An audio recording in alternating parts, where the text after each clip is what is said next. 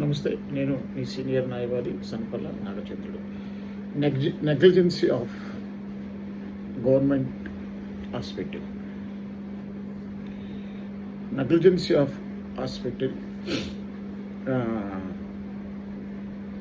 Patient death compensation ఉందా? అవును. Government hospital negligency వల్ల పేషెంట్ చనిపోయినట్లు నిరూపించగలిగితే కుటుంబ సభ్యుల పరిస్థితిని బట్టి కాంపన్సేషన్ కోరవచ్చు. ఆర్టికల్ 21 భారత రాజ్యాంగం జీవించే హక్కు రైట్ టు లైఫ్లో భాగంగా ప్రతి వ్యక్తి సరైన ఆరోగ్యం సేవలు పొందే హక్కు ఉంటుంది. మెడికల్ నెగ్లిజెన్సీ టార్ట్లా డాక్టర్స్ మరియు హాస్పిటల్ రోగికి reasonable standard of medical care ఇవ్వాల్సిన బాధ్యత డ్యూటీ ఆఫ్ కేర్ కలిగి ఉంటారు. Constitutional remedy article 226 state authorities government hospitals యొక్క స్వచ్ఛమైన నెగ్లిజెన్సీ హైకోర్టులో రిట్ పిటిషన్ ద్వారా కాంపన్సేషన్ కోరవచ్చు. సివిల్ కాంపన్సేషన్ క్లెయిమ్ సివిల్ కోర్టులో డ్యామేజ్ కాంపన్సేషన్ కూడా మనం దావా వేయవచ్చు. నెగ్లిజెన్సీ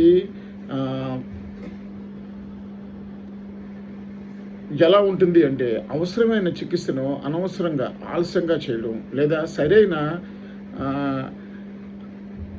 ట్రీట్మెంట్ ఇవ్వకపోవడం, సరైన మానిటరింగ్ లేకపోవడం, అవసరమైన పరికరాలు సౌకర్యాలు అందుబాటులో ఉపయోగించుకోవడం, మెడికల్ ప్రోటోకాల్ అంటే గైడ్లైన్స్ పాటించకపోవడం, ఎమర్జెన్సీ కేర్ నిర్లక్ష్యం ఇవన్నమాట.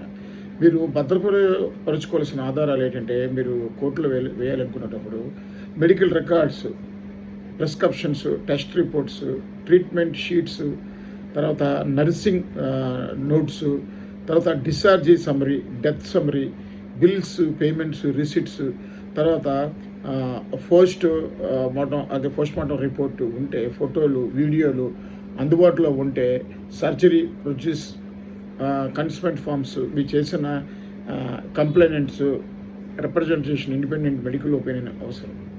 ఖచ్చితంగా మనం పేషెంట్ చనిపోయిన మాత్రాన మెడికల్ నెగ్లిజెన్సీ ఆటోమేటిక్గా నిరూపమైనట్లు కాదు. డాక్టర్ తీసుకున్న ప్రతి అన్యూజ్ఫుల్ ట్రీట్మెంట్ డిస్కషన్ కూడా మనం చూసుకోవాలి.